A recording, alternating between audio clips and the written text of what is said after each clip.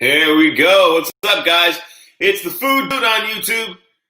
Cooking up all the meals with the attitude. I'm working on it. Forgive me.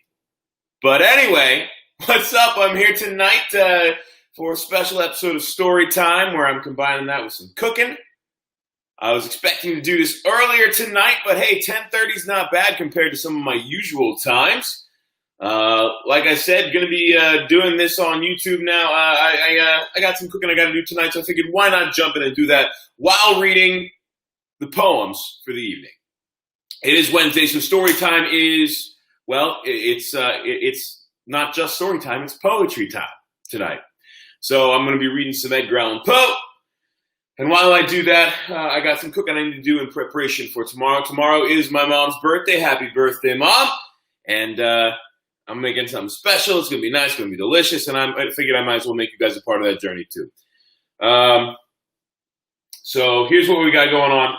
I got some black garlic infused olive oil with a little bit of garlic in the pan. I'm going to be chopping up some squash and some zucchini, some onions. And I guess I should just get started with that. We're going to be basically grilling these vegetables. And after that, I'm going to be making a white wine Alfredo. And for the actual Alfredo, usually you got to make a roux, which is what I'm going to do. But instead of regular butter, I'm going to be using Papa John's garlic butter because it's freaking delicious. So, yeah, there's that. So, we're going to have fun with that tonight. Let's see. Where can you follow me? You can follow me on Facebook, Brett Picorni. Pretty easy to find. And if you want to join the group where you get all your notifications, that's going to be story time, 2 words, exclamation point at the end. If you'd like to follow me on YouTube, then B Picorni 1 is the channel you're going to want to follow. B is in Brett. P is in Picorni. OKORNY, number 1.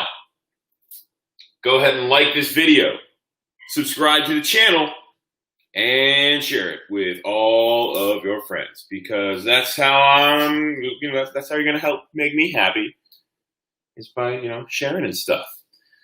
Then, if you have a Twitch, you can also follow on Twitch. The channel is Brett Doesn't Game, all one word. And, so there we have it. Any of those 3, heck, you could follow on all 3 if you want. Gosh, why is this onion taking me so long to peel? It doesn't usually take me long to peel an onion. Just do it with a little more reckless abandon. Yeah, there it is. I'll lose a little bit more onion this way, but it is what it is. It makes it a little quicker and not so boring.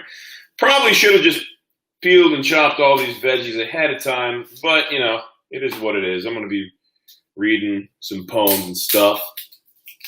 Yes, kitchen. My kitchen is a mess right now. And I'm not in a regular accent of the evening, but whatever, it is what it is. So, like I said, tonight we're reading some poetry, and let me tell you which ones we're going to be reading, okay? And while I read those, we'll be changing the angle here so you can see what's going on down here while I'm cooking. We're going to be reading To the River, Spirits of the Dead, A Valentine, and The Valley of Unrest, all of those Edgar Allan Poe poems. You like my normal voice? Oh, is the one I'm speaking in right now? Or the one I usually talk in for story time? Which one are you talking about there? I gotta know. Which one for you is my normal voice? This one. Oh, wonderful. Well, thank you very much. And by the way, huzzah! Thank you for jumping in. Glad to see you here. That's true. You do know what I normally sound like with my friends. Anyway, everyone, yes, thanks for jumping in. Like I said, like, subscribe, all that jazz. And if you would like a shout out and a huzzah, make sure you comment. It's like, would be the dragon here? Thank you. Let's see here. And once again, to reiterate, yes, kitchen tonight because I'm going to be doing some cooking. Now, what I'm cooking is it's going to be pretty simple, but the flavors are going to come together in a complex way. It's going to be fantastic. So yes, I guess I should drop this angle a little bit here so you can see. You're going to get a little bit of laptop there because I'm using my laptop camera and not a professional one, but that's okay.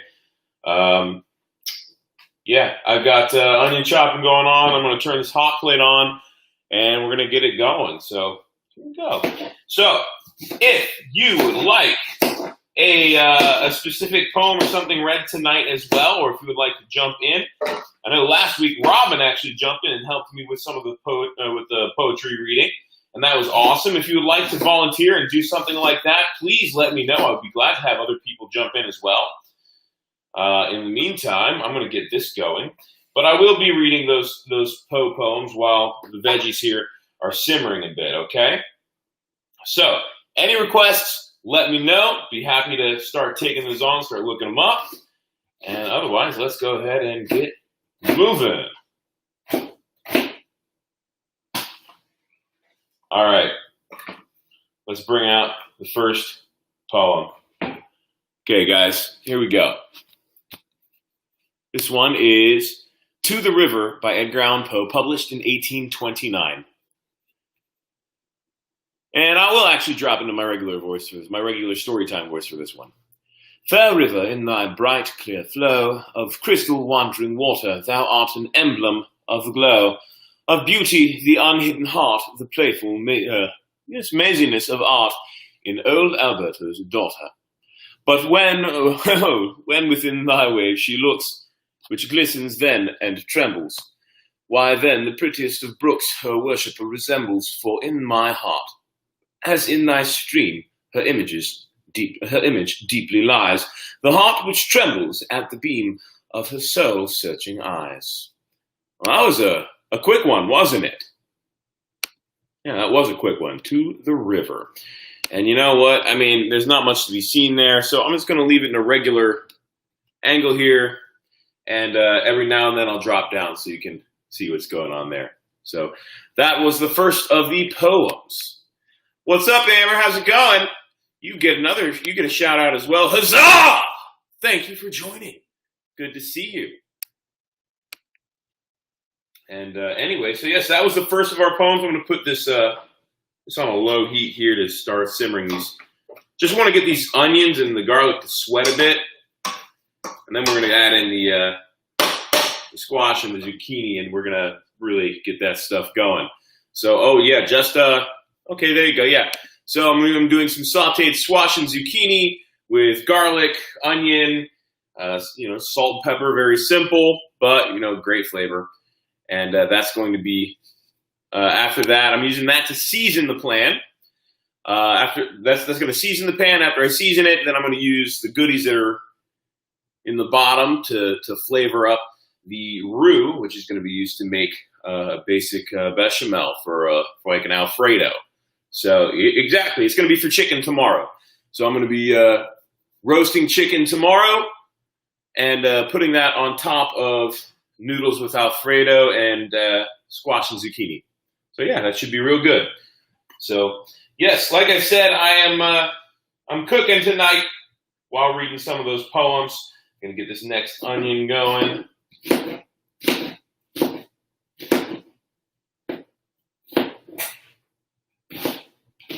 And we're just giving a rough chop on this guy.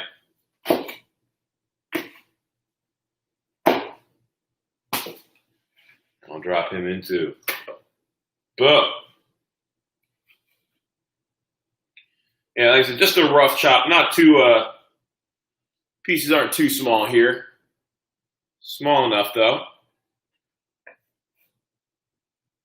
So yeah, let's get this onion to sweat. And I don't know, what do you guys think? I'm doing a fair amount of squash and zucchini here. Got 4 yellow squash and 3 very large zucchini ready to go. What do you think? Should I do 2 onions or just the 1? I'm going to go with 2, I think. Going to go with 2. Before I get to that second one, though, let's go ahead and read our next poem. So I just read To the River. Next up is Spirits of the Dead. So this one was published by Edgar Allan Poe in 1829. Thy soul shall find itself alone, mid dark thoughts of the great tombstone. Not one of all the crowd shall pry into thine hour of secrecy. Be silent in that solitude which is not loneliness, for then the spirits of the dead who stood in life before thee are again in death around thee, and their will shall then overshadow thee. Be still. Real quick, I want to give one slice of this so I can peel it while I read. Whap. And boom. There we go. Yeah, that'll make things easier. For the night, though clear, shall frown, and the stars shall look not down from their high thrones in the heaven, with light like hope to the mortals given. But their red orbs without beam to thy weariness shall seem as a burning and a fever which could cling to thee for now, to thee forever, not now, my mistake, to thee forever. That's a long, long time. Now our thoughts thou shalt not banish. Now are the visions ne'er to vanish. From my spirit shall thy pass, no more like dewdrops from the grass. The breeze, the breath of God, is still in the mist upon thy hill. Shadowy, shadowy, yet unbroken, is a symbol and a token. How it hangs upon the trees, a mystery of mysteries. And that, my friends, was Spirit of the Dead. Spirits of the Dead. It is multiple there. Spirits. Those 360-degree cameras. Zero onions. Oh, what do you mean 0 onions? Give me one of those 360-degree cameras. You know, that would probably be good, except then you'd see the mess of my whole house and not just my kitchen. So, no. Anyway, that was our second poem for the evening, which means we got 2 more officially. Yeah. I do have a surprise for you, by the way. It's not going to happen tonight because I don't have my hard drive hooked up. Yeah, that's okay, Morbid. It's cool. It's cool. I understand. I understand. But, you know, my mom likes onions, so I think she's going to enjoy this. So there's that, you know. But anyway, what was I saying? Oh, yes. I found a lot of my old poems. Like, we're talking high school Brett poems. And they're on my hard drive. So I don't have that hooked up right now. But you guys will be getting a taste of those next week. Oh, a taste of those. Look at that. That was not on purpose, I swear. I swear. I swear. Yeah, I'm going to turn this heat up a little bit. I'm not used to cooking on a hot plate. I usually use my stove right over there, but there's not a good place to put a camera there. Anyway, yeah, let's go ahead and get more chopping done. Now, like I said, if you have any requests for poems, please let me know. I probably should have messaged Robin or someone else to be like, hey, you available? Let's see. Often you have heard me. Heard me what? I don't know. We'll see. Anyway, I probably should have asked Robin if he was available to jump in again this week. That would have been real cool, huh? But either way, we'll keep it going. If you have a favorite poet and you would like to hear anything from them, or like for me to do some readings from them tonight, please post who you would like, and we'll get that going. Oh, swear. You've heard me swear often. That is true. That is true. And yeah, I'll do some epic poems, sure. The Rose That Grew from Concrete. I don't know that one, but I'll look it up. But yes, you got any requests? All you got to do is let me know. I'll be happy to read them. For tonight, I've got 2 more from Poe. And then I guess, you know, I'll do some requests if they're there. Otherwise, we'll be continuing just with the cooking. Ah, now you can hear it. Tupac. But anyway, starting to be able to hear these onions. Remember I said we're going to make them sweat? That's exactly what we're doing. And we don't want them to quite caramelize, so we're not going to get them that far before we start adding in. But we're going to add stuff in as we go. It's going to be good. And then when I do the roux for the bechamel, I'm going to be using a little white wine to flavor it as well. It's going to be awesome, guys. Yeah, I specifically bought white wine for it tonight. I bought a Sauvignon Blanc, Barons Bros Tequila Barrel Aged Sauvignon Blanc. I have not had this, but it sounded pretty darn good, so I figured, well, let's give it a shot. I don't know, do you need to let Sauvignon Blanc breathe? I know you need to let red wines breathe, but I don't know if you need to let white wines breathe. That's I don't have as much experience with white wines as I do reds. I have not chilled that, but I'm cooking with it, so don't really need to chill it. But anyway, I guess that's enough food talk for the moment. Let me go ahead and pull up the next poem. Next up, A Valentine by Edgar Allan Poe, published in 1850. And while I do that, actually I'm going to get out one of these squash and start chopping it up.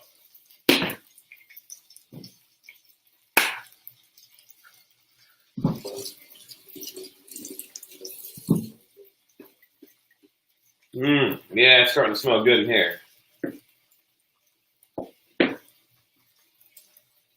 For this squash, here's what I'm doing. Taking off the ends, giving a nice split down the middle. You want to give it some nice little choppy choppies. That's my shit. Oh, sorry, I just cursed. But I was doing Gwen Stefani, so it's okay.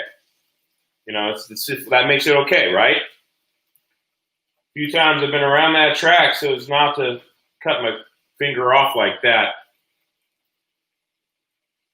I'm going to stop while I'm not ahead. Anyway, here we go. Valentine. For her this rhyme is penned, whose luminous eyes, brightly expressive as the twins of Leda, shall find her own sweet name, that nestled lies upon the page, enwrapped from every reader, which narrowly the lines they hold a treasure, divine, a talisman, an amulet, that must be worn at heart, search well the measure. The words, the syllables, do not forget the trivialist point, or you may lose your labor. And yet there is in this no Gordian knot, which one might not undo without a saber, if one could merely comprehend the plot enwritten upon the leaf, where now are peering scintillating soul, there lie perdu. 3 eloquent words, oft uttered in the hearing of poets by poets, as the name is a poet's too. Its letters, although naturally lying, like the knight's Pinto, Mendez Ferdinando, still form a synonym of truth. Cease trying. You will not read the riddle, though you do the best you can do. And just a note, Poe actually wrote this poem for a specific person. The woman's name is hidden within the text, and if you think you can find it, go ahead and leave a comment. Here's a hint: it's an acrostic. If you give up, I can link you the solution. So say the word if you'd like me to leave that link. In the meantime, moving on to more cooking and more chopping and more poems. But first, let's finish up with this squash here. We're doing larger pieces because they're going to cook down pretty well. Drop those in with our onions and just keep it going. In the meantime, you're right. You are right, Morbida. I should just drink the wine. So, give it the old clickaroo. I'm going to decork this bad boy.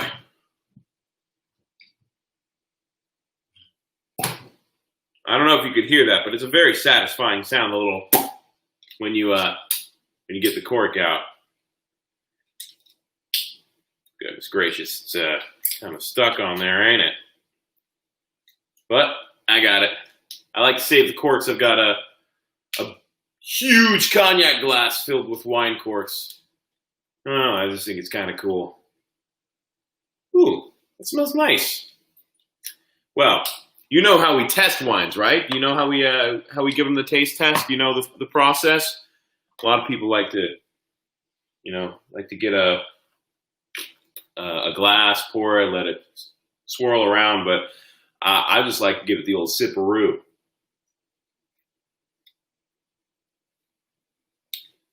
Ooh, that's nice. I'm glad they were buy one, get one free. Have the fancy one. I don't know. Fancy schmancy, whatever. All I know is I'm cooking and it's going to be damn good. And we're going to enjoy it. I'm going to turn this heat up a little bit more. I'm going to do another squash. No, Virgil, I won't shut up. Unless you want to jump in and read some poems. If you do that, I'll shut up while you read poems, and I'll just cook like a dirty boy. No, not dirty, because, I want people to enjoy this food. I don't want it to be gross. So, clean me.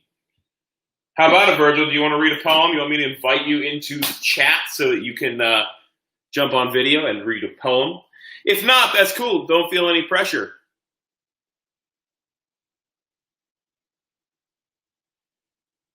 But, it is what it is.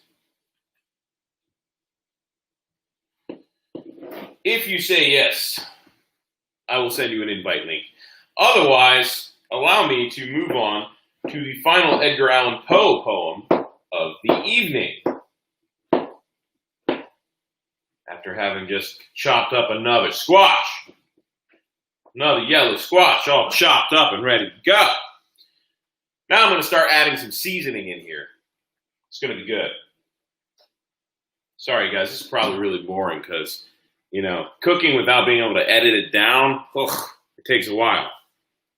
You're going to see a lot that should just be edited out. But oh well. Virgil, I'm flattered.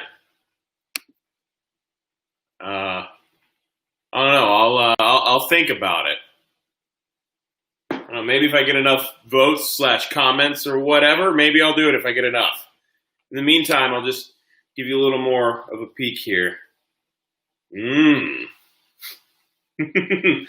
to answer your question, Virgil, it's been answered a few times, but I will happily answer it again. Tonight, I am making a couple things. I'm doing some sautéed yellow squash and zucchini, and with the little bit of seasoning, it's in the bottom. Hey, Brittany, how's it going? Huzzah! Glad you joined in. Glad to see you. I haven't seen you in forever.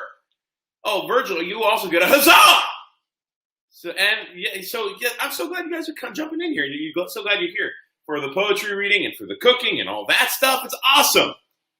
So, but anyway, yes, doing sautéed squash and zucchini. And along with that squash and zucchini, after that's all good to go, I'm also going to make a bechamel. So doing a basically a white wine Alfredo sauce that I'm going to be making. Seeing as he hasn't left the comment, Amber, I don't think Virgil's going to do any reading. But yes, Brittany, it has been forever! And tonight's my debut as the food dude, so I think it's a pretty cool name. I like it, at least. If you guys agree, let me know. And in the meantime, keep commenting. I'm going to keep responding. We're going to keep having a good time. And I'm going to drop in, I just put in a little bit of MSG. I'm going to add a little bit of salt, a little bit of black pepper. And then I'm going to add a little bit of flavor from Poe with his last poem of the night. Please, by the way, if you have any requested poems, leave it in the comments so that I can pull it up and I can read it while doing this cooking. I've still got some more squash and zucchini to cook here. And while it's going, I would love to have a little extra something to do. To answer that question, let's see. James is going to hop on shortly. That's fantastic, Brittany. I love to hear it. And hey, if you would like, if you think, if you or James would like to read a poem or something, if you have any ready, I know this is just like spur of the moment, but if either of you would like to do any reading, if anybody would like to do some reading with me during my stories, please comment, let me know. And what I'll do is I'll send you a link so you can jump in on the video and you'll be able to do some poetry reading as well. Poetry night is going to be kind of a poetry jam, I think, from now on, as long as people are up to it and into it and all that stuff. So comment if you want to join in. And to answer the next question here, where did you learn to cook? A lot of that actually came from my mom, you know. The fair amount of it was self-taught, but all the basics I learned from my mom because, you know, I know my older brothers, they loved to cook, and they would make dinner every now and then.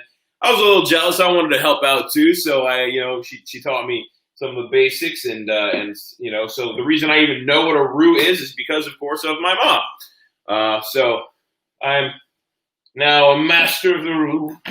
I make some excellent roux. It's all very delicious, and it makes some of the best Alfredos you'll ever have, darn it. And tonight is no difference. I'm going to be using buttermilk, half and half, and maybe a little milk, although I'll be using a fair amount of that white wine to really loosen it up. Hello, James. Huzzah! Glad you have joined us tonight. Man, you and Brittany need to let me know sometime when we can do like obviously not during pandemic stuff, but like eventually we need to do like a board game night. Hey! We could totally do a video call board game night. How cool would that be? But anyway, I got one more squash here I'm going to chop up. Well, actually, it's two more. But I'm going to do this one more, and then I'm going to read the final poem of the night. And then more cooking. And as you guys keep coming in, bring me some poem requests, some poetry requests, some poems you would like to hear read or that you would like to read yourselves. This squash is smelling fantastic, by the way. Like, super fantastic, super good. And, I'm probably going to want to eat it tonight, but I'm going to refrain. Have I played Overcooked? James, Virgil says we've been expecting you. Just so you know. I have not played Overcooked. I don't know what that is. Please do tell.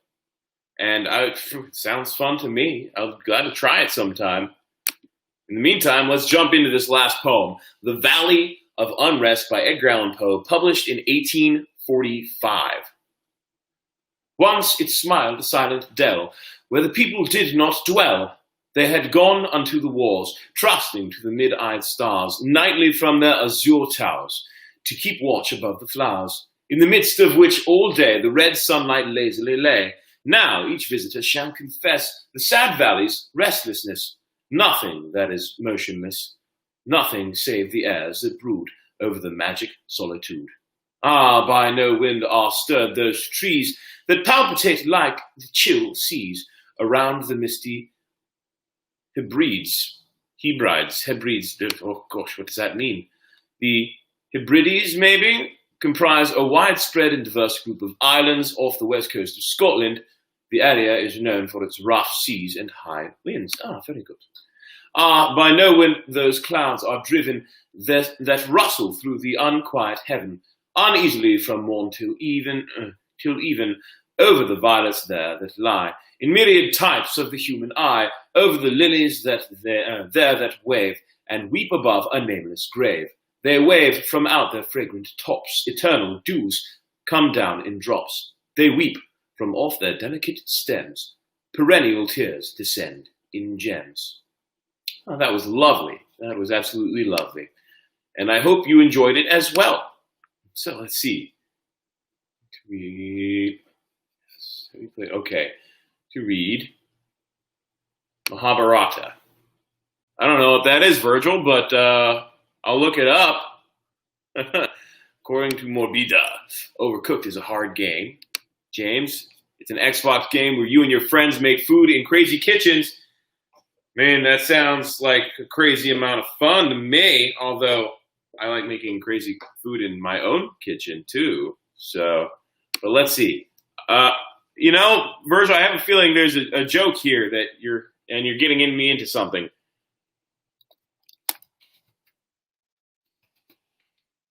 But see, major Sanskrit epics of ancient India, the other being oh, of cousins. Huh. You know what? That sounds cool. In English.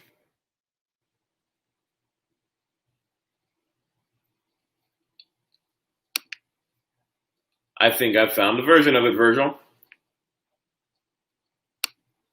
Book 1. Oh, wow. That is really, really long.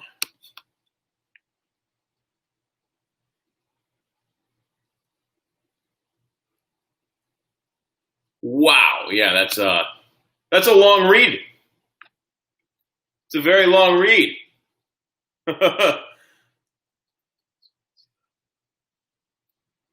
Such a heinous accusation. Well, Virgil, you do have a reputation that precedes you. So, you know what? I can start on that, but that is a long, long read. And I've more been doing short poems. So I'll tell you what I'll do there. Maybe I'll dedicate that a special night of its own. An epic poem. Good job. Yes, it is an epic poem. So you know what? Hey, you know what? I'll give it some reading to start here. Gosh. Om, having bowed down to Narayana and Nara, the most exalted male being, and also to the goddess Saraswati, must the word Jaya be uttered. Ugrasava, the son of, oh my goodness, these names. You know what? I'm going to have to do this one on a night when I'm not also doing this, because I don't want to be looking closely at that and chop off a finger.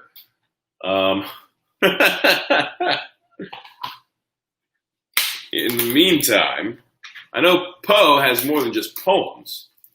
It is the longest poem ever written. Yeah, I can tell. And that's not a bad thing. I'm just saying, whew, yeah, that's impressive.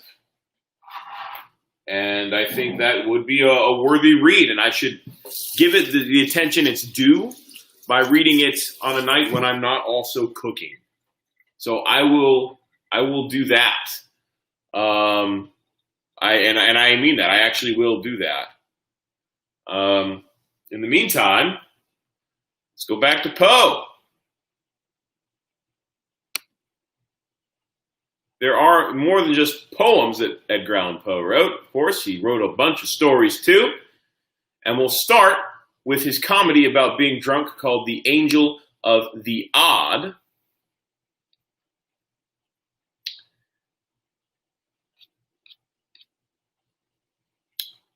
And yeah, if you all are interested in that, let me know. If you're not, then just be like, meh. So, but yes, that other one, I'll read it and give it the attention it's due. In the meantime, here we go. The Angel of the Odd, and this is going to be while I'm cutting up some zucchini. Look at the size of this zucchini. That's pretty good size zucchini, isn't it? Again, I'm just chopping off the ends here while everything else is simmering. Cut it in half down the middle, longwise, lengthwise, and then just give it some more rough chops about the same size as the yellow squash. Gosh, I do love squash and zucchini. I really do. So, and just with a light seasoning too, it's perfect. I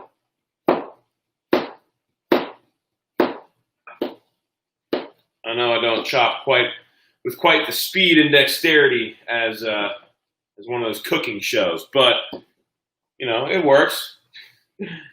It works. And once these are done, we'll get into that bechamel. I'm gonna do 2 of the zucchini and let this continue to simmer while I read those poems. In fact, I should turn it up a little bit as we're adding more to it.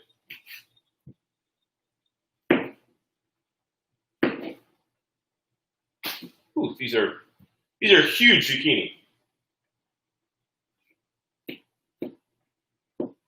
And I know I'm opening myself up there to comment, but regardless.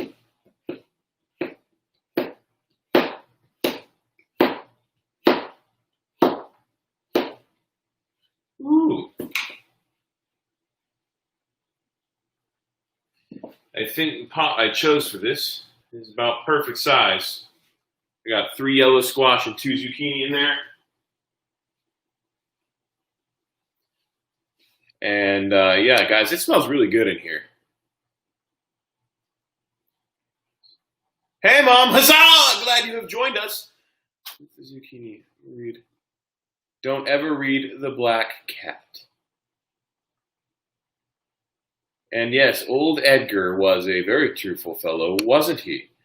Okay, so don't ever read The Black Cat. I'll see what I can do, Amber. I'll see what I can do. I'll let you know so you can leave, yes. Once again, hello, Mother. And then 2 salt, pepper, garlic. Well, yeah, that's close to what I'm doing here, actually, Amber. The zucchinis with yellow squash. And then I'm basically doing, yeah, it's olive oil, garlic, salt, garlic, onion, salt, pepper, and a little bit of MSG, a little monosodium glutamate, because that goes a long way. It really does. So I'm going to pan down here so you can see what's in the pot here. It's pretty full, so I got to be a little careful when I'm stirring this up. But what I'm probably going to do, turn that heat up, add a little bit of water to it, and put the lid on so that it can just steam these veggies nice and good and get going while I read that next piece by Edgar Allan Poe. So while this is going, yeah, let me go ahead. There's enough juice in there actually on its own. So I'm just going to drop the lid right on there. I'm not adding the cream just yet. The cream is going to be for the yeah. So I got half and half. I've got buttermilk, just a drop of buttermilk. But I'm going to be adding the cream when I make the bechamel. Oh, thanks, James, for the comment there on the camera work. But yes, I will be making like an Alfredo. Yes, so that's coming up after this is all done, though. So in the meantime, while that's simmering, let me go ahead and read the next work by Poe. So this is The Angel of the Odd, an extravaganza published by Edgar Allan Poe in 1844. It was a chilly November afternoon. I had just consummated an unusually hearty dinner, of which the dyspeptic truffle formed not the least important item, and was sitting alone in the dining room with my feet upon the fender, and at my elbow a small table which I had rolled up to the fire, and upon which were some apologies for dessert, with some miscellaneous bottles of wine, spirits, and liquor. In the morning, I had been reading Glover's Leonidas, Wilkie's Epigoniad, Lamartine's Pilgrimage, Barlow's Columbiad, Tuckerman's Sicily, and Griswold's Curiosities. I am willing to confess, therefore, that I now felt a little stupid. I made effort to arouse myself by aid of frequent la petite, and all failing, I betook myself to a stray newspaper in despair. Having carefully perused the column of houses to let, and the column of dogs lost, and then the 2 columns of wives and apprentices run away, I attacked with great resolution the editorial matter, and reading it from beginning to end without understanding a syllable, conceived the possibility of its being Chinese, and so reread it from the end to the beginning, but with no more satisfactory result. I was about throwing away in disgust. This folio of 4 pages, happy work, which not even critics criticize, when I felt my attention somewhat aroused by the paragraph which follows. The avenues to death are numerous and strange. A London paper mentions the decease of a person from a singular cause. He was playing at Puff the Dart, which is played with a long needle inserted in some worsted and blown at a target through a thin tube. through a tin tube. He placed the needle at the wrong end of the tube and, drawing his breath strongly to puff the dart forward with force, drew the needle into his throat. It entered the lungs and in a few days killed him. That sounds like a terrible death. Like days with a needle in your lungs? Fudge muffins. Upon seeing this, I fell into a great rage without exactly knowing why. This thing, I exclaimed, is a contemptible falsehood, a poor hoax, the lees of the invention of some pitiable penny a liner of some wretched concoctor of accidents in cocaine, not the drug, but Cocaigene, which London was referred to the Normans as the land of sugar cake, Old French paille de cocagne, an imaginary land of idleness and luxury, a humorous appellation. The word cocagne refers to all of London and its suburbs, and over time had a number of spellings. So there we go. These fellows, knowing the extravagant gullibility of the age, set their wits to work in the imagination of improbable possibilities, of odd accidents, as they term them, but to a reflecting intellect like mine, I added in parentheses, to a contemplated understanding such as I myself possess, it seems evident at once that the marvelous intake of late in these odd accidents is by far the oddest accident of all. For my own part, I intend to believe nothing henceforward that was anything of the singular about it. Mein Gott, denn wat wohl you beast for that? I replied one of the most remarkable voices I have ever heard. At first, I took it for a rumbling in my ears, such as a man sometimes experiences when getting very drunk. But upon second thought, I considered the sound as more nearly resembling that which proceeds from an empty barrel beaten with a big stick. And in fact, this I should have concluded it to be, but for the articulation of the syllables and words, I am by no means naturally nervous. And the very few glasses of Lafitte which I had sipped served to embolden me no little, so that I felt nothing of trepidation, but merely uplifted my eyes with a leisurely movement and looked carefully around the room for the intruder. I could not, however, perceive any one at all. Humph, I resumed the voice, as I continued my survey. You must be so drunk as the pig, then for not see me as I sit here at your side. Hereupon, I bethought me of looking immediately before my nose, and there, sure enough, confronting me at the table sat a personage nondescript, although not altogether indescribable. Ah, yes, that is good. His body was a wine pipe or a rum puncheon or something of that character, and had a truly Falstaffian air. In its neither extremity were inserted two kegs, which seemed to answer all the purposes of legs. For arms there dangled from the upper portion of the carcass two tolerably long bottles, with the necks onward and outward for hands. All the head that I saw the monster possessed was one of those Hessian canteens which resemble a large snuff box with a hole in the middle of the lid. This canteen, with a funnel on its top like a caviar cap slouched over the eyes, was set on edge upon the puncheon, with the hole toward myself, and through this hole, which seemed puckered up like the mouth of a very precise old maid, the creature was emitting certain rumbling and grumbling noises, which he evidently intended for intelligible talk. Real quick, let's go ahead and see if there's some comments to talk about, and also check on this. That buttermilk and lots of stuff. Yeah, I have used the buttermilk and lots of stuff. Yikes! What's that yikes about, James? I gotta know.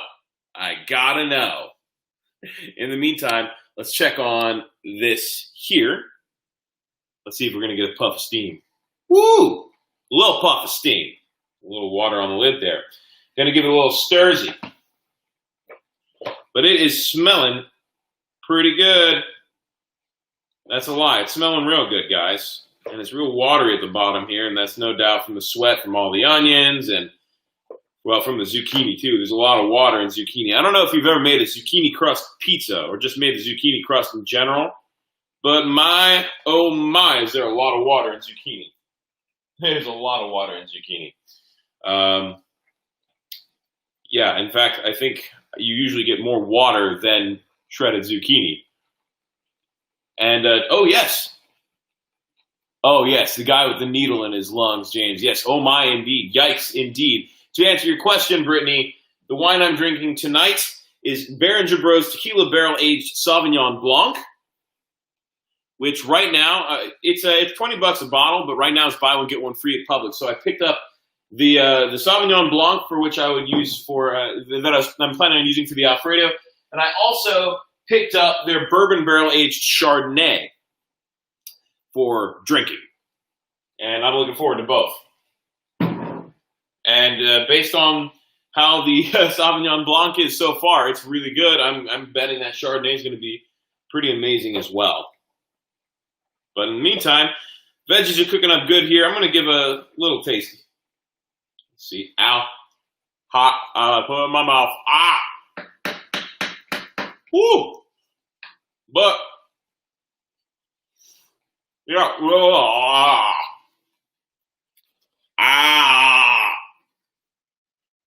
It's hot.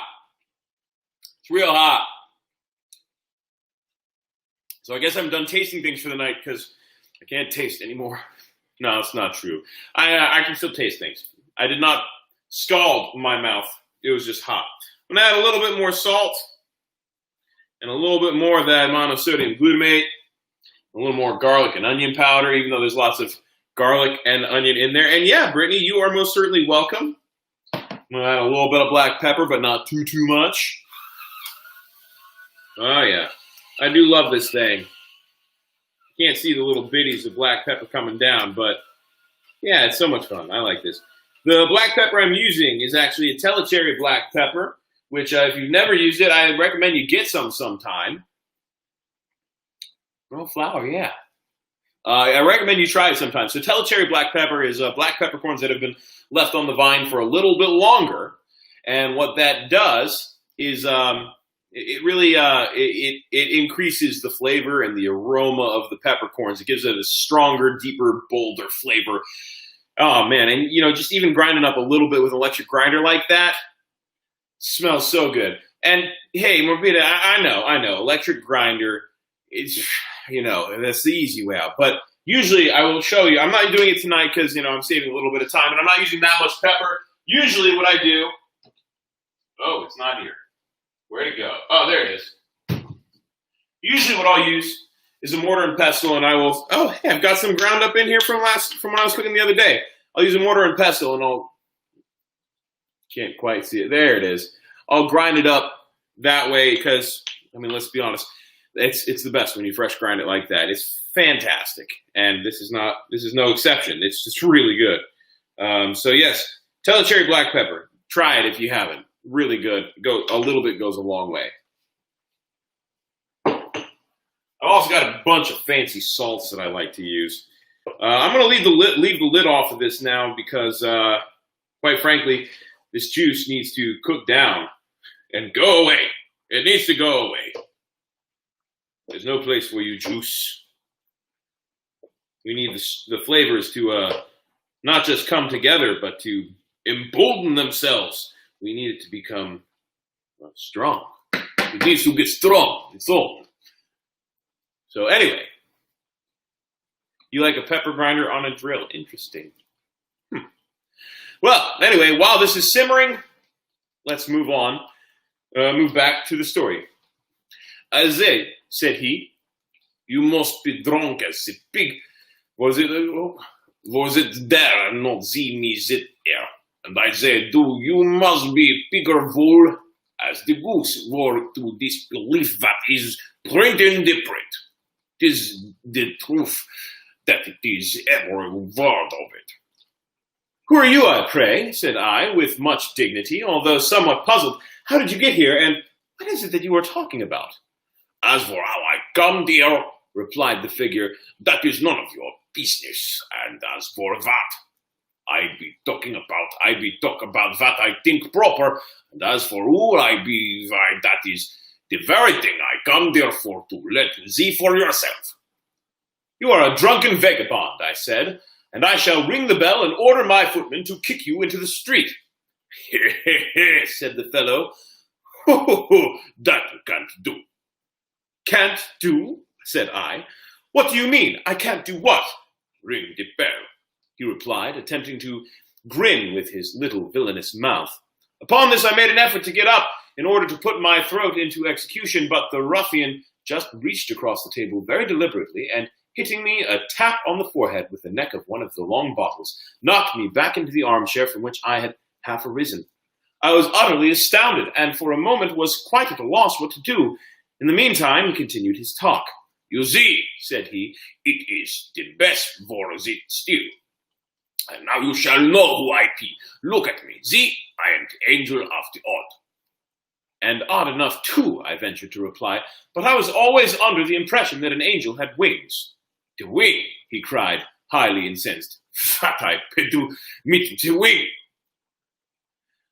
My God, do take me for a chicken. Oh, no, I replied, much alarmed. You are no chicken, certainly not. Well then, sitten, arm yourself, or I'll wrap you again with the wrist. It is the chicken up the wing, und the owl up the wing, and the imp up the wing, und the head fall up the wing. The angel up not the wing, and I am the angel up the odd. And your business with me at present is? My business, ejaculated the thing. You. Why, what a low-bred puppy you must be for ask a gentleman and an angel about his business. This language was rather more than I could bear, even from an angel, so plucking up courage, I seized a salt cellar which lay within reach and hurled it at the head of the intruder. Either he dodged, however, or my aim was inaccurate, for all I accomplished was the demolition of the crystal which protected the dial of the clock upon the mantelpiece. As for the angel, he evinced his sense of my assault, and, giving me 2 or 3 hard consecutive raps upon the forehead as before, these reduced me at once to submission, and I am almost ashamed to confess that either through pain or vexation there came a few tears into my eyes. I've received 100 messages in the Restream chat today, you guys. How awesome is that? Let's see. Grinder on a drill. Alton Brown. Oh, how could I forget about Alton Brown there? Alton Brown, not Drown. Back to the story, guys. Mein Gott, said the angel of the odd, apparently much softened at my distress. Mein Gott, the man is either very drunk or very sorry. You must not drink it so strong. You must put the water in the wine. Here, drink this, like a good fella. And don't cry now. Don't. Hereupon the angel of the odd replenished my goblet, which was about a third full of port, with a colorless fluid that he poured from one of his hand bottles. I observed that these bottles had labels about their necks, and that these labels were inscribed Kirschenwasser. Kirschenwasser, by the way, is a cherry brandy manufactured chiefly in the Black Forest in Germany. The considerate kindness of the angel mollified me in no little measure, and aided by the water with which he diluted my port more than once, I at length regained sufficient temper to listen to his very extraordinary discourse. I cannot pretend to recount all that he told me, but I gleaned from what he said that he was the genius who presided over the contretemps of mankind, and whose business it was to bring about the odd accidents which are continually astonishing the skeptic. Once or twice upon my venturing to express my total incredulity in respect to his pretensions, he grew very angry indeed, so that at length I considered it the wiser policy to say nothing at all, and let him have his own way. He talked on, therefore, at great length, while I merely leaned back in my chair with my eyes shut and amused myself with munching raisins and filliping the stems about the room. But by and by, the angel suddenly construed this behavior of mine into contempt. He arose in a terrible passion, slouched his funnel down over his eyes, swore a vast oath, uttered a threat of some character which I did not precisely comprehend, and finally made me a low bow and departed, wishing me, in the language of the Archbishop in Gil Blas, Beau comte de bonheur et un beau place de bon sens. His departure afforded me relief. The very few glasses of Lafitte that I had sipped had the effect of rendering me drowsy, and I felt inclined to take a nap of some 15 or 20 minutes, as is my custom after dinner. At 6 I had an appointment of consequence, which it was quite indispensable that I should keep. the policy of insurance for my dwelling house had expired the day before, and some dispute having arisen, it was agreed that at 6 I should meet the board of directors of the company and settle the terms of a renewal. Glancing upward at the clock of the mantelpiece, for I felt too drowsy to take out my watch, I had the pleasure to find that I had still 25 minutes to spare. It was 5:30. I could easily walk to the insurance office in 5 minutes, and my usual siestas had never been known to exceed 5:20. I felt sufficiently safe, therefore, and composed myself to my slumbers forthwith. That is a dangerous thing to do, sir, a very dangerous thing to do.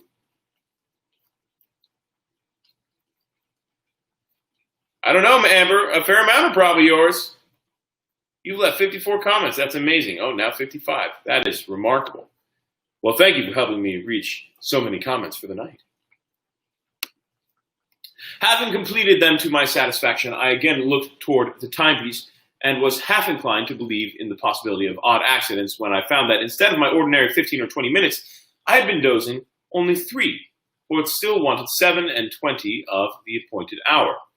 I betook myself again to my nap, and at length a second time awoke, when, to my utter amazement, it still wanted 27 minutes of 6. I jumped up to examine the clock and found that it had ceased running.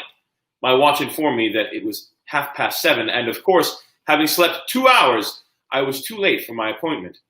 It will make no difference, I said. I can call at the office in the morning and apologize. In the meantime, what can be the matter with the clock? Upon examining it, I discovered that one of the raisin stems which I had been flipping, meaning flicking, striking, or tapping with a quick motion, about the room during the discourse of the Angel of the Odd, had flown through the fractured crystal and, lodging singularly enough in the keyhole, with an end projecting outward, had thus arrested the revolution of the minute hand. And let's see here. We got more comments. Oh, no more comments yet, but let's take a look at what we're cooking down here. Yeah, it's really drawn out a lot of liquid here. But it's cooking down well. It's all looking good. These veggies are looking great. What I may do, I'm going to let it go a little bit longer because obviously the zucchini here needs some more time. But I'll raise it up so you can get a better, closer look. And you can see that steam pouring off there. I want the zucchini to get some more time. So what I'm going to do is cover it so that it can steam a little better. Let it go while I read some more. And then I'll just drain it so that I can make my my Alfredo. Because, you know, it's 11:30. I'd like to make that Alfredo before it gets too late. Hey, you know what? Who knows? Maybe one day I'll be a traveling chef and I'll bring the food to you. Wouldn't that be cool? And I think it'd be really cool to travel and cook for people and stuff like that. I would love to travel and play music for people too. But who knows? Who knows what the future holds? Whatever it holds, I look forward to it. Just so long as it's interesting. I want it to be interesting, an interesting future. And I don't know about see-through because these are big, thick slices of squash and zucchini. But regardless, they need to be tender. In the words of TJ from Recess, tender. Oh, you're in New Hampshire. Okay, gotcha. This is the last time I was in New Hampshire. I don't know. It's been a long time. Long time. Anyway, continuing onward with the story. Ah, said I see how it is. This thing speaks for itself. A natural accident such as will happen now and then. I gave the matter no further consideration, and at my usual hour retired to bed. Here, having placed a candle upon a reading stand at the bed head, and having made an attempt to peruse some pages of the Omnipresence of the Deity, I unfortunately fell asleep in less than 20 seconds, leaving the light burning as it was. My dreams were terrifically disturbed by visions of the Angel of the Odd. Methought he stood at the foot of the couch, drew aside the curtains, and in the hollow, detestable tones of a rum puncheon, menaced me with the bitterest vengeance for the contempt with which I had treated him. He concluded a long harangue by taking off his funnel cap, inserting the tube into my gullet, and thus deluging me with an ocean of Kirschenwasser. I need to try some Kirschenwasser sometime. That sounds great. Which he poured in a continuous flood from one of the long-necked bottles that stood him instead of an arm. My agony was at length insufferable, and I awoke just in time to perceive that a rat had ran off with the lighted candle from the stand, but not in season to prevent his making his escape with it through the hole. Very soon, a strong, suffocating odor assailed my nostrils. The house, I clearly perceived, was on fire. In a few minutes, the blaze broke forth with violence, and in an incredible brief period, the entire building was wrapped in flames. All egress from my chamber, except through a window, was cut off. The crowd, however, quickly procured and raised a long ladder. By means of this, I was descending rapidly and in apparent safety, when a huge hog, about whose rotund stomach, and indeed about whose whole air and physiognomy, there was something which reminded me of the angel of the odd. When this hog, I say, which hitherto had been quietly slumbering in the mud, took it suddenly into his head that his left shoulder needed scratching, and could find no more convenient rubbing post than that afforded by the foot of the ladder. In an instant I was precipitated, and had the misfortune to fracture my arm. This accident, with the loss of my insurance, and with the more serious loss of my hair, the whole of which had been singed off by the fire, predisposed me to serious impressions, so that finally I made up my mind to take a wife. There was a rich widow, disconsolate for the loss of her seventh husband, and to her wounded spirit I offered the balm of my vows. Wow, dude. She yielded a reluctant consent to my prayers. I knelt at her feet in gratitude and adoration. She blushed and bowed her luxuriant tresses into close contact with those supplied me, temporarily, by Grand Jean. I know not how the entanglement took place, but it was so. I arose with a shining pate wigless, she in disdain and wrath half buried in alien hair.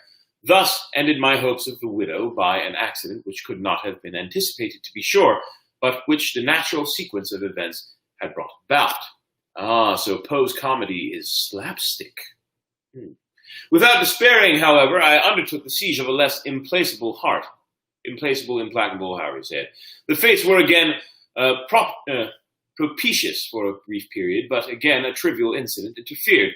Meeting my betrothed in an avenue thronged with the elite of the city, I was hastened to greet her with one of my best considered bows, when a small particle of some foreign matter, lodging in the corner of my eye, rendered me for the moment completely blind. Before I could recover my sight, the lady of my love had disappeared, irreparably affronted as at what she chose to consider my premeditated rudeness in passing her by ungreeted. While I stood bewildered at the suddenness of this accident, which might have happened nevertheless to anyone under the sun, and while I still continued incapable of sight, I was accosted by the angel of odd, who proffered me his aid with a civility which I had no reason to expect. He examined my disordered eye, and with much gentleness and skill informed me that I had a drop in it, and whatever a drop was, took it out and afforded me relief. Sweet relief. That's a good Sauvignon Blanc. At least I'm enjoying it. Very much so. Oh, yeah. Oh, these veggies are... Well, they're juicy for sure. I'm going to have to drain these big time, but that's okay. You know, one of my favorite recipes with squash and zucchini, if you like Boston Market, they have a squash zucchini casserole. Now, I don't know why they did it, but the Boston Market here in Gainesville got rid of the squash and zucchini casserole. It's still on the main page for corporate, but they no longer carry it, and that was like my favorite thing they had. But you can find a recipe for it online, and it's not that hard. It's basically butter, squash, zucchini, onions, cornbread. That's about what it contains. There are a few other things, and there's seasoning for sure. But yeah, it's really easy, and it's super good. An Instant Pot. I have an Instant Pot. It's right there, right where my thumb is. See? Yeah. And a rice cooker next to it. See through. Instant Pot.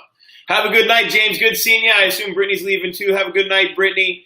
You guys, let's talk soon, okay? Let's set something up. I would love to do that, and we need to get together at least virtually.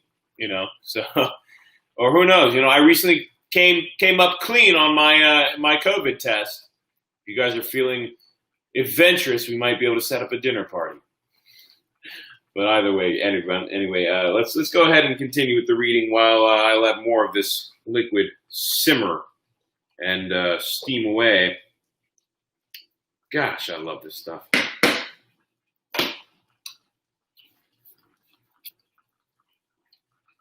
But yes, Amber, it is super good. I'll see if I can find the recipe again and send it to you. It's fantastic. Back to Poe.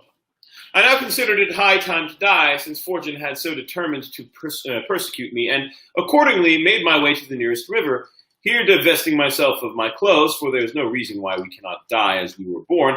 I threw myself headlong into the current, the sole witness of my fate being a solitary crow that had been seduced into the eating of brandy-saturated corn, and so had staggered away from his fellows. No sooner had I entered the water than this bird took it into its head to fly away with the most indispensable portion of my apparel.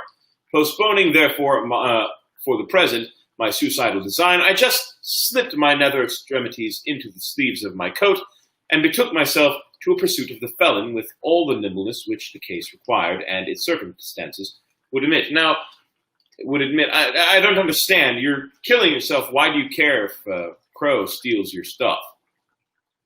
Anyway, but my evil destiny attended me still.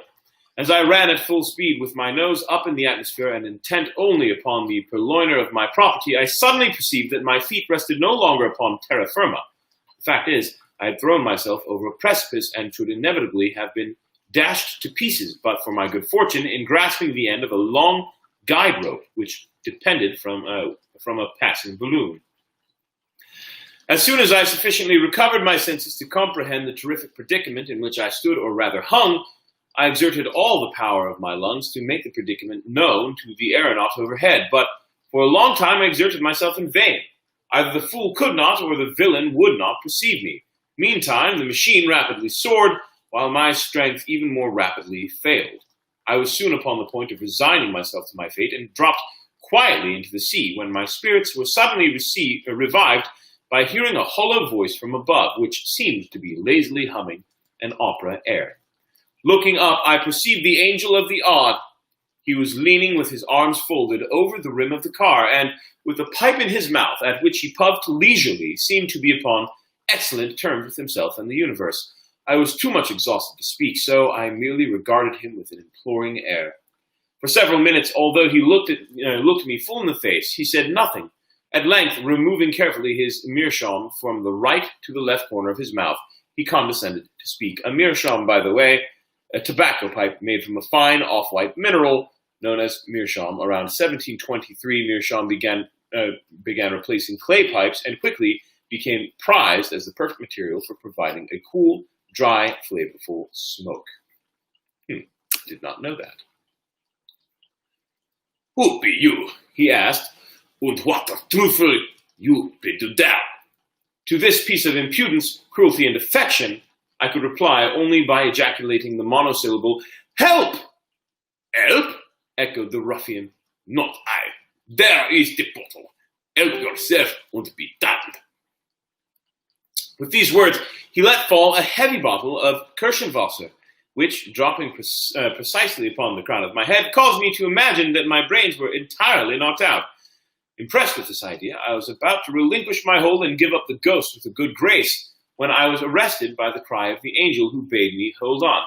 "Hold on," he said. "Don't be in the hurry. Don't will you be take the other bottle, or have you got sober yet and come to your senses?"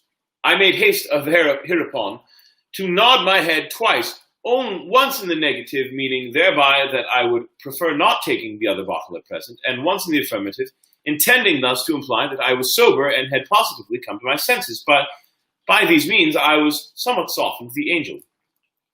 "And you believe then," he inquired, "at the last, you believe then in the possibility of the odd?" I again nodded my head in assent. "And you have belief in me, the angel of the odd?" I nodded again. "And you acknowledge that you be the blind drunk and the fool?" I nodded once more. "Put your right hand into your left hand breeches pocket. Then, in token of your full submission unto the angel of the odd." This thing, for very obvious reasons, I found it quite impossible to do. In the first place, my left arm had been broken in my fall from the ladder, and therefore, had I let go and hold with my right hand, I must have let go altogether. In the second place, I could have no breeches until I came across the crow. I was therefore obliged, much to my regret, to shake my head in the negative, intending thus to give the angel to understand that I found it inconvenient, just at that moment, to comply with his very reasonable demand. No sooner, however, had I ceased shaking my head than, "Go to der Traffelte," roared the angel of the odd. In pronouncing these words, he drew a sharp knife across the guide rope by which I was suspended, and as we then happened to be precisely over my own house, which during my peregrinations had been handsomely rebuilt, it so occurred that I tumbled headlong down the ample chimney and alit upon the dining room hearth. Upon coming to my senses, for the fall had very thoroughly stunned me, I found it about 4 o'clock in the morning. I lay outstretched where I had fallen from the balloon. My head groveled in the ashes of an extinguished fire, which my feet reposed upon the wreck of a small table, overthrown, and amid the fragments of a miscellaneous desert, intermingled with a newspaper, some broken glass and shattered bottles, and an empty jug of Scheidem Kirchenwasser.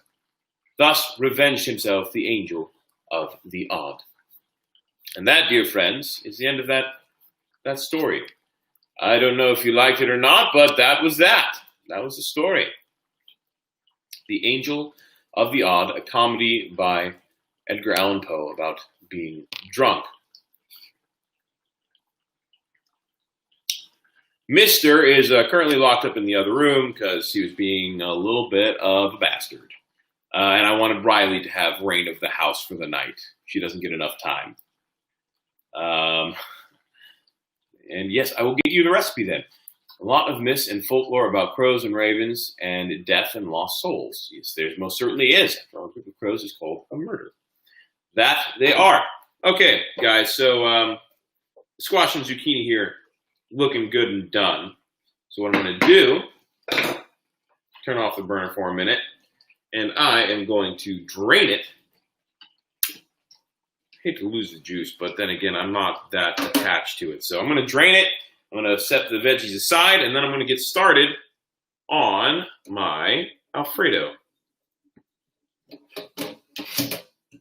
Okay, stop being a jerk.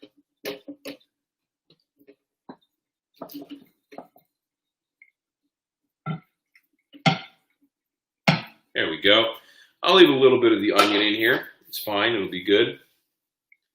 While this drains, I'll go ahead and start getting some butter in the pan now. Like I told you earlier, for this, instead of regular butter, I am using Papa John's garlic butter, which is freaking delicious stuff. So, boom! And I'm just going to gracefully squeegee it all out of there with my thumb because I don't want to waste a drop. Stuff is super good. It's like the one thing that really makes Papa John's worthwhile is their garlic butter. This stuff is just the best. Oh, come on.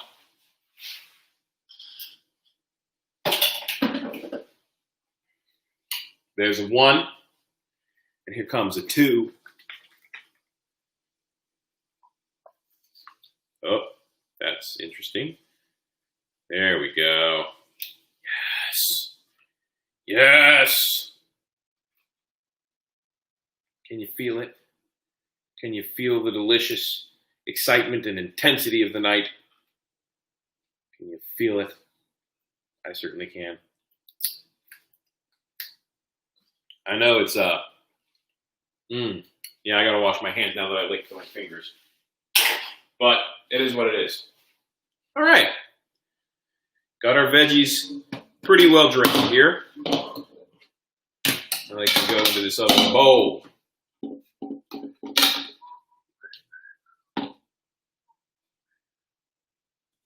We can make it higher. Sorry, the new Sia song is stuck in my head. We've been playing it lately, and it's actually pretty good. So, there we go.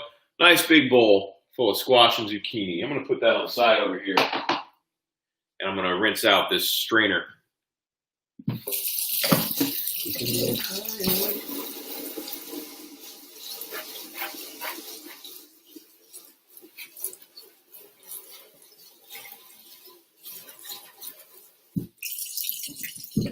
we go. Here we go, guys. It's all coming together. All right. This garlic butter's heating up. Now, just need to add a couple tablespoons of flour.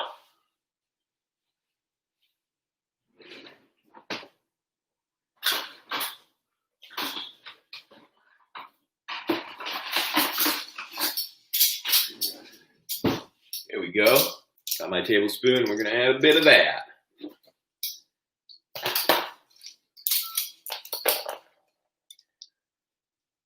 And a 1. And a 2. Now, if you've never made a roux, it's pretty simple. You just need basically a tablespoon of your fat and a tablespoon of your flour. And it's in equal measurements, fat and flour.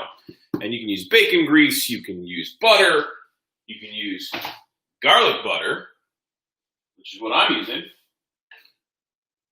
Oh, I got a little bit of tres leches here that I'm going to take a bite of. Ooh, I love the stuff.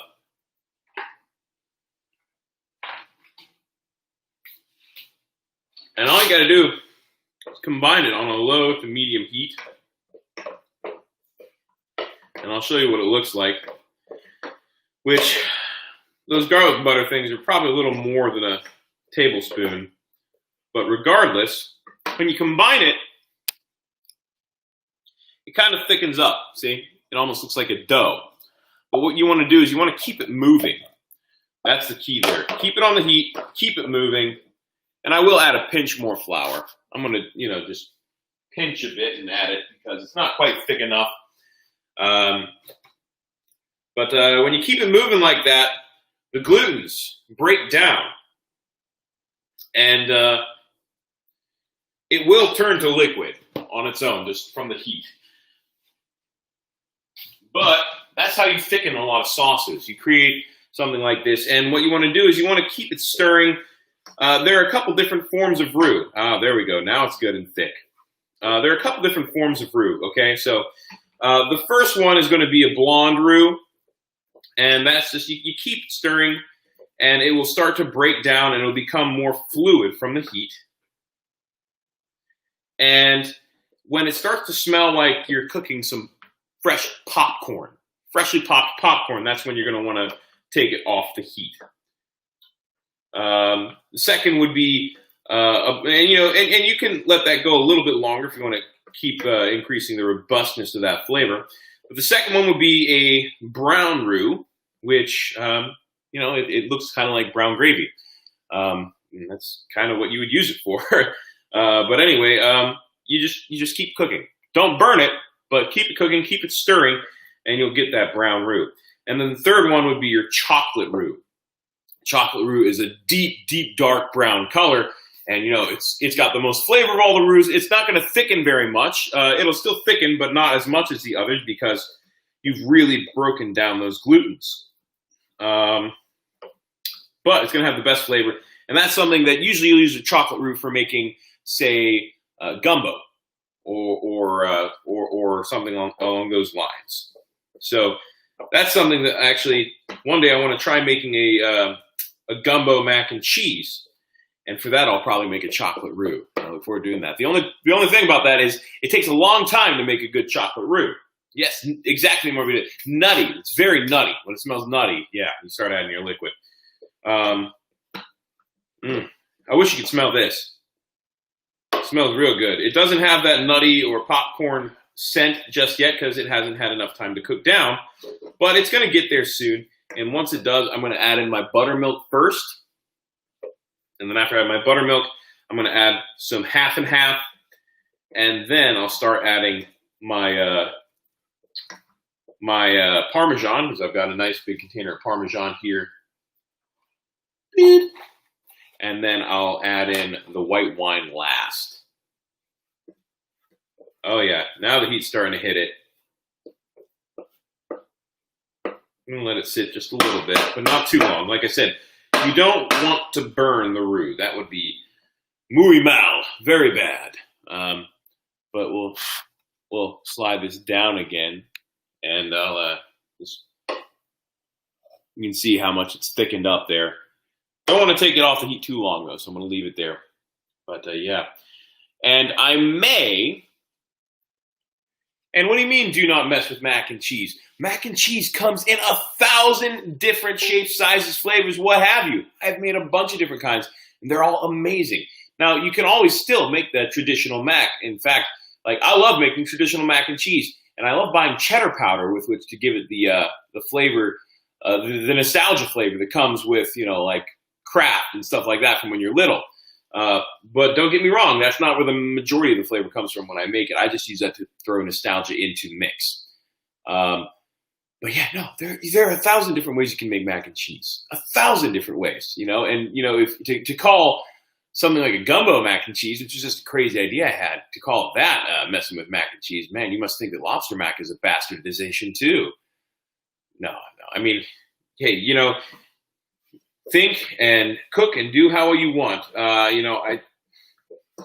Cooking is a wonderful thing. Messing with it is an essential. It's something that we have to do if we want to progress and create new, unique, exciting dishes.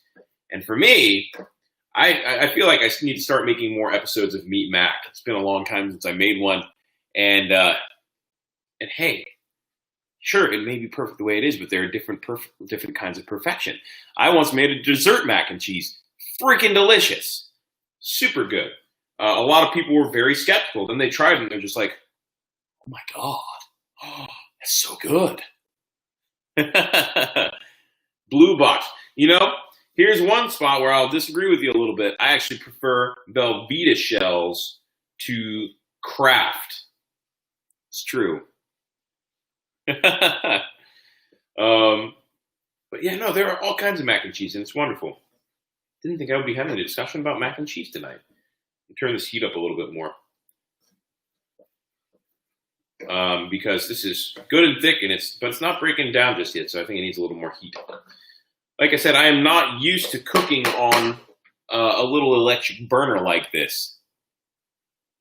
Terrible, eat your bugs with your steak. Hey. Lobster mac can be delicious if it's done right. That's the kind of mac and cheese where you want the white cheese, But anyway, there are all kinds. Have you ever had a sweet mac? Have you ever had a sweet mac?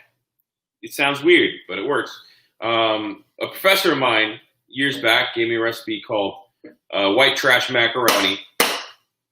And really simple recipe, but super delicious. It's basically a box of macaroni, cook it how you like it. Preferably a little bit of bite to it. 2 cans of sweetened condensed milk, like 8 cups of shredded cheddar. Stir it into a goopy mess and even it out. Then cover it in black pepper, like super cover it in black pepper, like Oklahoma storm clouds cover it in black pepper. And then cover it in raw bacon. Bake it at 350 until the bacon's how you like it. Whoo! That stuff is darn good. It's darn good. You would not expect the sweetness to sell it, but it does. It really does. So yeah, give it a shot sometime if you like. Ooh, it is midnight. It's officially midnight, which... Oh, it looks like Amber sent me a poem to read.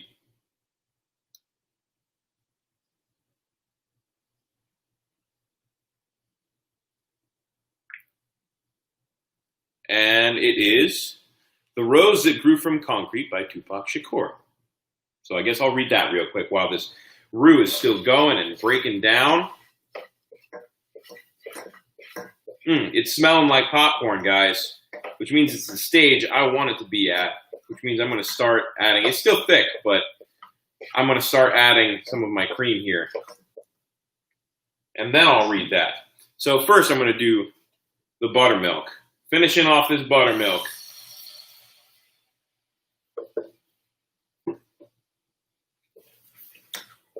We can make higher. Oh yeah, and it's got the distinct like sour cream kind of smell to it, and the roux is taking on a consistency not unlike mashed potatoes. So let's go ahead and keep pouring.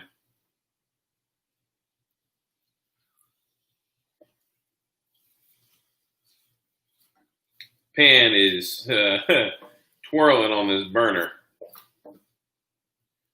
I'm gonna put just a tiny bit of water in here, shake it up, because buttermilk's got a lot of flavor packed into it. 10 p.m. Oh, it's 10 p.m. for you? Okay, for me it's midnight. And Amber, I mean, I don't mind reading it. If you don't want me to read it, I won't. But either way, whatever. Let me know. I will check it out for sure. Half and half. We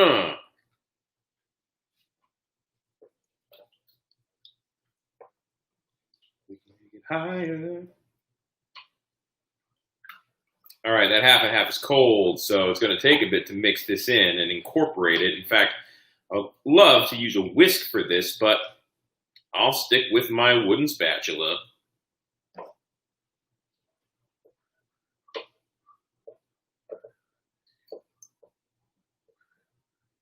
Because it's working. Slowly but surely, it's working. And hey, the sweet mac, I was skeptical too, but it's super yummy delicious, like it really is. Well, while this is heating up, I'll read that poem, Amber, unless you don't want me to. If you don't want me to, I won't, but here it goes. Did you hear about the rose that grew from a crack in the concrete? Proving nature's law is wrong, it learned to walk without having feet. Funny, it seems, but by keeping its dreams, it learned to breathe fresh air. Long live the rose that grew from concrete when no one else even cared. That's very pretty. I like that. That's nice. Send me more. I'll be happy to read them. Oh, yeah, here we go. Thickening up. Things getting thick in here. It's a little bit lumpy, but that's okay. I'm going to add more of that half and half. This is going to be very rich and creamy, but super good.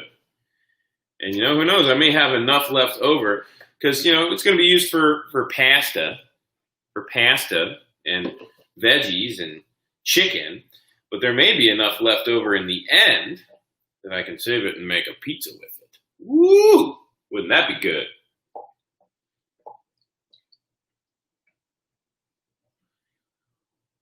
So stirring. Just going to let it incorporate all these goodies. It's still a little bit lumpy, but the heat will help fix that. It'll help incorporate it, and then I'll start adding in the Parmesan, and then once that'll thicken up a whole bunch more. Once it does that, I'm going to add in our white wine. It's going to be super good. But in the meantime, I'm going to season this cream. I guess it's under instruction. Oh, whoops. That's okay, Amber. So here we go. I'm going to, you know what? Forget shake. I'm going to unscrew it and pour in some of this seasoning. Because let's be real. I want to be able to taste the stuff. How many C's? How many C's? What are you talking about? C's.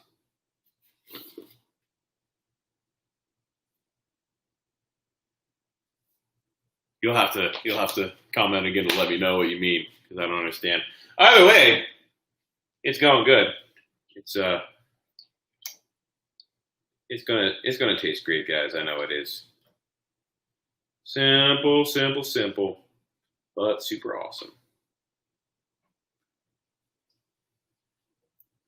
So, what do you think? Should I start reading another poem or a story or something like that, guys? I don't have my hard drive on right now, so I can't exactly read any of my stories to you because they're all on my external hard drive, which is in the other room.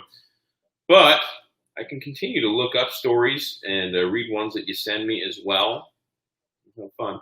I think what I'm going to start doing is actually doing more cooking videos, but I'm going to, actually edit them instead of doing live. Because as much as I like cooking live for you guys, thick. Oh, gotcha. How many C's in thick? This one's only going to be like 2 C's. Not like super thick. When I add the cheese, it'll be like 4 C's though. Whew. But anyway, cooking like this can be boring.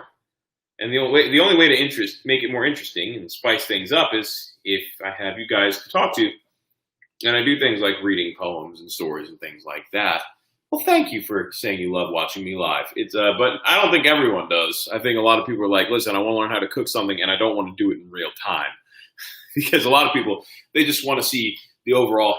Here's what goes into it. Here's what it looks like in the end. How does it taste?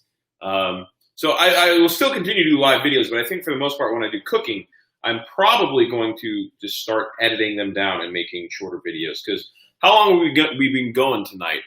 Like a couple hours? I only got 25% battery left on my laptop, so I'm either going to have to hook that up or stop soon. And I'm going to have to turn up the heat on this burner here, because it's very slow to work right now, and we still got lumps in here that need some incorporation. Ooh, that does taste good. That tastes very good. I'm going to add a little more flavor here. A little bit of this monosodium glutamate. A little bit of this salt. A little bit of this pepper. Oh, wait a second. No, don't use the grinder when I got some freshly ground in here.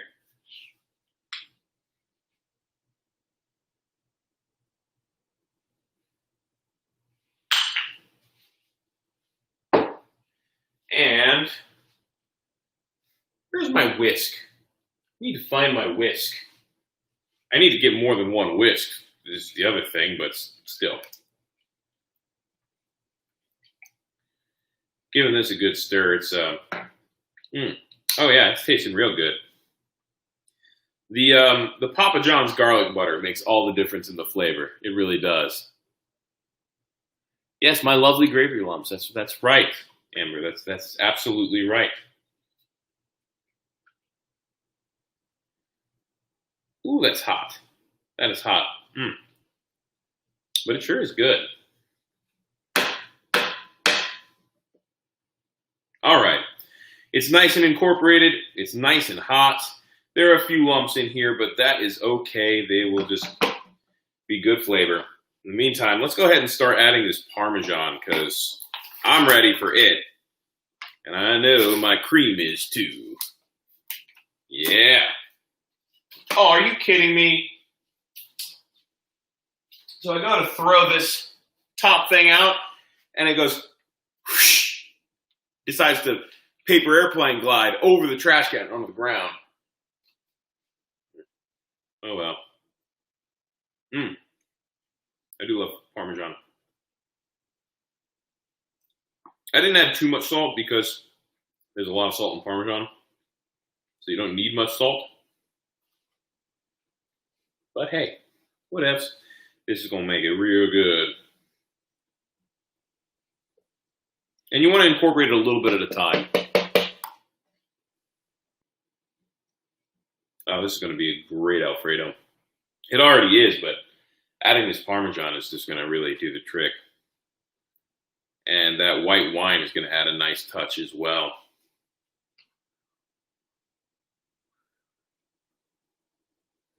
Ooh, I got a little piece of the rind.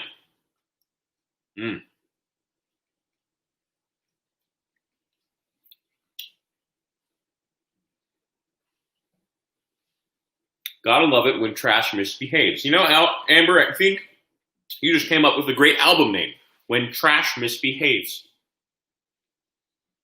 That's a great album name. I need to write more music so I can use it.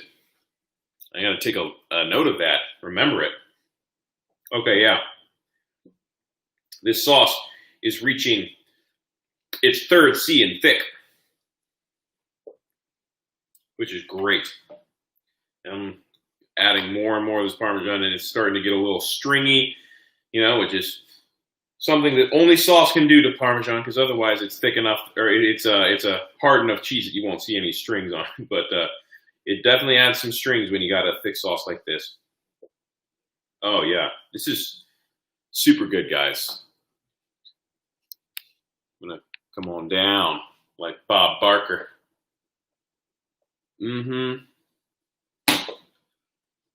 I know you can't smell it, but I can, and it's wonderful. And it tastes pretty wonderful too. If any of you were here, I would gladly share. We would dip some bread in here and enjoy it thoroughly. Speaking of thoroughly enjoying bread, I know it's not exactly bread, but I've got some more tres leches there I need to finish. Tonight I was a bit of a fatty, and I ate a giant container of tres leches. By the way, suicidal stick figures. Huh. I mean, I think everyone loved stick death in high school. It's a pretty great thing, isn't it? Stick figures getting mutilated.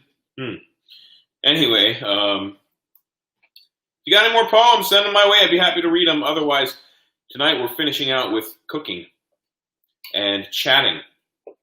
And yeah, that's a good time too. But, it is story time as well. So if you want me to read anything, let me know. If you want to join in and read something for/with me, let me know. You can see this sauce is really thickening up now. I mean, and you can see the stringiness there too. It's just, it's a beautiful thing. And we're going to thin it back up with the Sauvignon Blanc. And that'll not only give us a lot more to work with, but it'll also make it so that when it cools off, it doesn't become a solid rock. Because I'm going to put this in the fridge tonight. And, it's going to be great, but it's definitely going to thicken up a lot when we do that. Which, what I might do? I might add a little bit of sodium nitrate, which loosens cheese a lot. When you add sodium nitrate, that's what you'll usually use to make a cheese sauce for, and all you need is like a beer, a block of cheese, and like a teaspoon of sodium nitrate, and that'll give you a really, really incredibly good, super cheesy beer cheese sauce. But what it also does is like it essentially, like when you let it cool off, it kind of turns, like if you use cheddar, it turns cheddar into the consistency of American, but while keeping its cheddar flavor. So yeah, it's pretty fantastic for making sauces. Let me go ahead.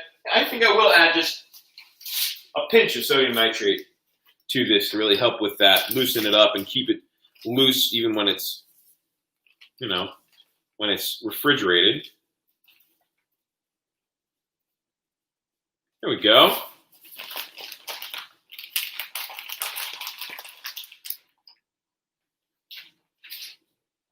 Once we mix that in, I'm going to then add in my white wine. All right, sodium nitrate. Should loosen this up a bit. Oh yeah, it's already doing a world of difference. But that's not all. Okay. Oh yeah, that flavor is on point. Now we're going to make it even better by adding just some white wine.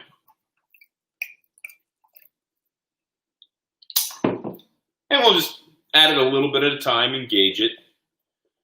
Let it loosen up. Let it incorporate, cook off a little bit of the alcohol. And just give it a taste as we go here and there.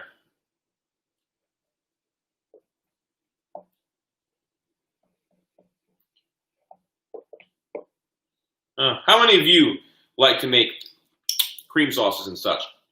I know I love to do it. And what I might do, I might add one more Papa John's garlic butter for a little extra flavor, just because this stuff is so good.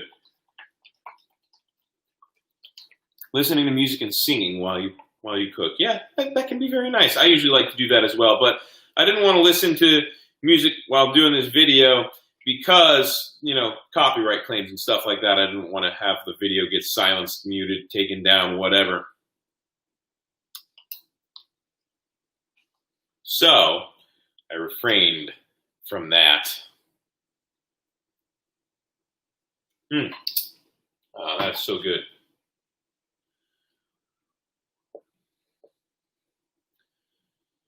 So this sauce is coming together very well, and I'm going to add a little bit more white wine, but first I want to get a good taste. So a nice little spoonful here and let it cool off. Yeah, you can't really make a good recipe unless you are tasting along the way. You got to do it. It's unavoidable, and it's delicious. You know, I mean, how can you expect to cook for someone if you don't know what it tastes like? You can follow a recipe exactly if you like, but whatever. I'd rather wing it any day of the week. Oh, good God, that is delicious. Oh my gosh. Guys, that is so good. That is so good. It is so good. I'm going to add more white wine, but it is so good. And to answer your question, there is no pasta tonight because the pasta is being made tomorrow. So this is going to be put in the fridge. And let's see. You love Alfredo specifically. Yeah, Alfredo is wonderful. I love Alfredo. I love a good Alfredo. And I am excellent at making Alfredo, especially when I've got Papa John's garlic butter, because that makes the best Alfredo. But like I said, the pasta is going to be made tomorrow night because this is a birthday dinner for my dear mother that I will be making tomorrow. I just wanted to have a lot of it prepped and ready tonight so that we wouldn't be waiting forever while I made all this stuff tomorrow after work. So we're going to do the quicker parts tomorrow, which is going to be grilling the chicken and cooking the pasta, and then I'll add the Alfredo to the pasta while it's cooking. You know, I'm going to set some of this Alfredo aside, though, like I said, so that it can be used for pizza, because I do love making a good Alfredo pizza. It's a wonderful thing. I think, what should I put on that pizza? Let's see. I'll do Alfredo, probably spinach, Roma tomatoes, maybe a little basil, provolone. What else do you think? Maybe some prosciutto? Oh, I was sent an image. Do-it-yourself turkey. Turk the basty. I'll read that later, Amber. Anyway, let's see. Oh, I'm down to 17%. Let me plug in.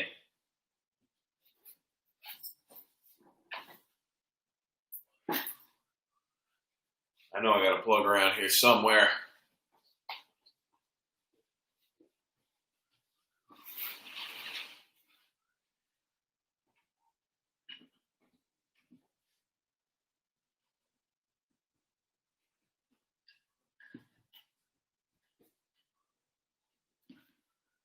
Oh, I hate cords getting all tangled and stuff, but it's okay. It'll do. It'll work. And plugged. You stay up there, cable. You stay up. Well, guys, the sauce is doing great. Oh, you know what? Broccoli would be a good addition. Oh, you mean for the pizza? You know what? Yeah, broccoli would be good on that pizza, wouldn't it? That's an onion. And you know what? It's pretty loose, but it's still going to thicken up more in the fridge. So I'm going to add some more of this Sauvignon Blanc, tequila aged. I actually didn't add that much. I mean, there's still plenty of the bottle left. But it's a very good Sauvignon Blanc. It's got a very potent flavor, but not in a bad way.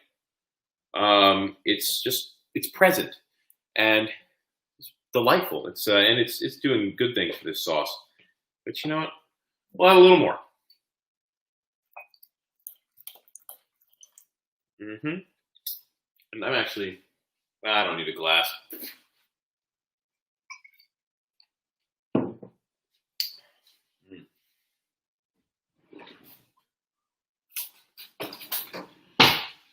Unfortunately, I don't think I have any broccoli, not even of the frozen variety. I'll look and see if I have some frozen broccoli. If I do, then I'll bring it tomorrow with dinner. And Mom, I know you're watching. Hope you don't mind if I drop by in the morning before work so I can leave the chicken in the fridge there. That way I don't have to run all the way back home because I work on the other end of town, for those of you who are watching and aren't familiar with my day-to-day life and all that. But that's okay. Yeah, okay, yeah. So it's good and thin now, so I'm going to let it cook a bit. But that's true. You add bacon, you get carbonara. Although carbonara is a little different. Carbonara is done with fresh, uncooked eggs. You kind of temper the eggs, mixing them into the pasta.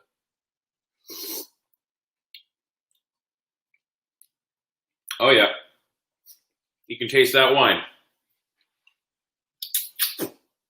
Mm.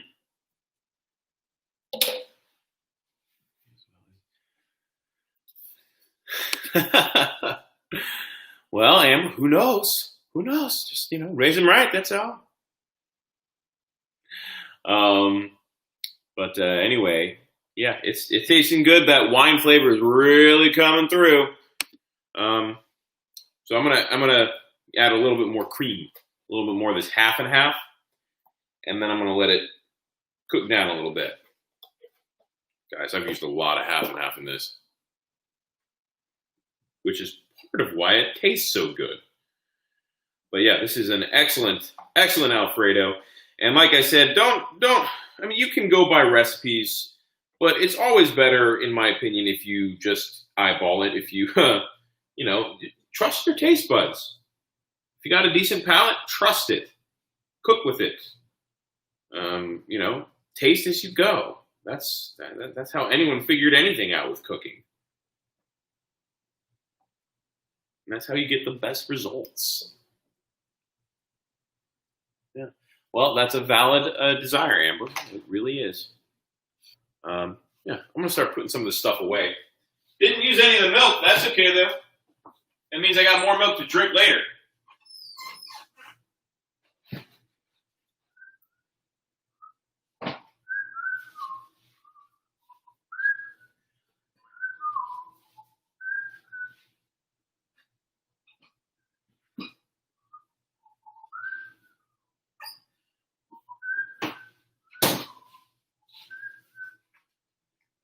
Fire sky higher. So yes, this Alfredo is doing great. I want to let some of that alcohol cook off. In the meantime, I'm enjoying more tres leches. Oh yeah, man, look at that. And I'm gonna just give it a good dip and soak in the leftover cream in here. Yeah.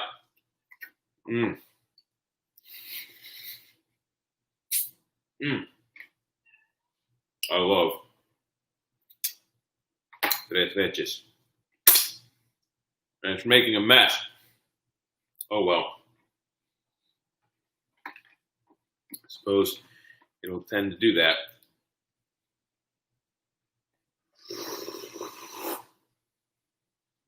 Oh. No, it's so bad, but it tastes so good.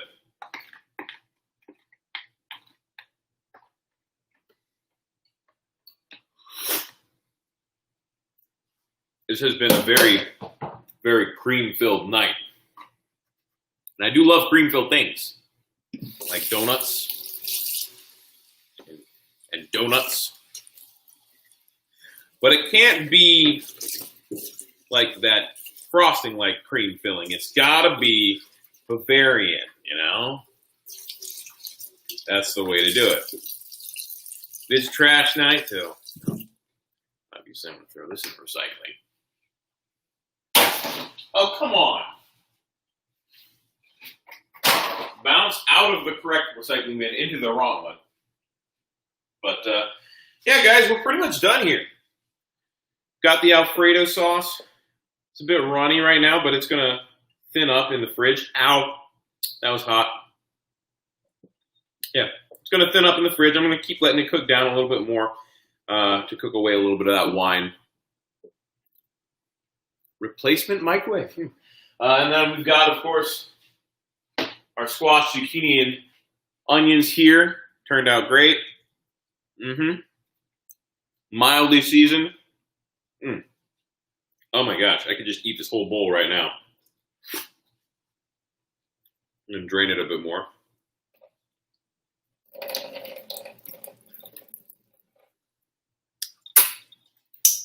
Oh, super good, guys. And that's going to go great tomorrow. So for the final dish, what I'm going to do, probably make some angel hair. And what I'll do is I'll take that, cook the angel hair till it's just about done, drain it, then pour in some of the Alfredo and let it finish cooking up in the Alfredo so it takes on that flavor. Toss it in that. It'll be nice and tossed. The Alfredo will stick naturally because, when you do it that way, it doesn't come off the noodle. It stays on. So let it finish cooking in the Alfredo.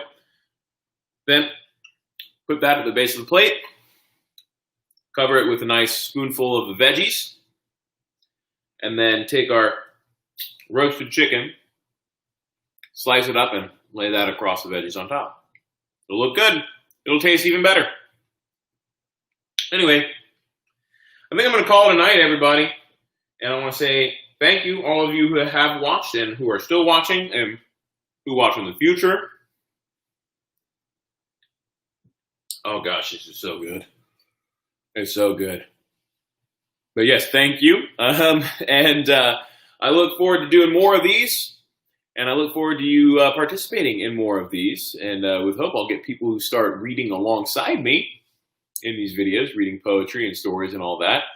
Hey, Mom, Amber says hi. Amber on YouTube. She's one of my faithful followers. Huzzah! So, and I'm sure she wishes you a happy birthday. Oh, yeah, by the way, hey, Mom, it is 12:30, so happy birthday. Love ya. Anyway, guys, I am cutting off soon here. So, yes, Facebook, Brett Picorni, easy to find. Story time, 2 words, exclamation point at the end, die fruit fly. YouTube, like this video if you haven't already, subscribe, and follow me at, Beat Picorni1, and share it with all your friends, please do. And finally, Twitch. Brett doesn't game, all one word. And yes, there you go, Mom. Amber wishes you a happy birthday as well. You're welcome. And don't worry, I'll stop eating. I gotta save some of this for tomorrow, right? Oh yeah, it's cooking down good. Started seeing some bubbles on top. Anyway, love you guys. Appreciate you all watching, and we'll do this more often. Maybe I'll start doing live videos when I cook more often. This is a nice little setup, I think. So until next time, everybody, I bid you adieu, and I hope you have a wonderful evening. Until next time, that being tomorrow, with more goosebumps. Goodbye and good night. I bid you farewell.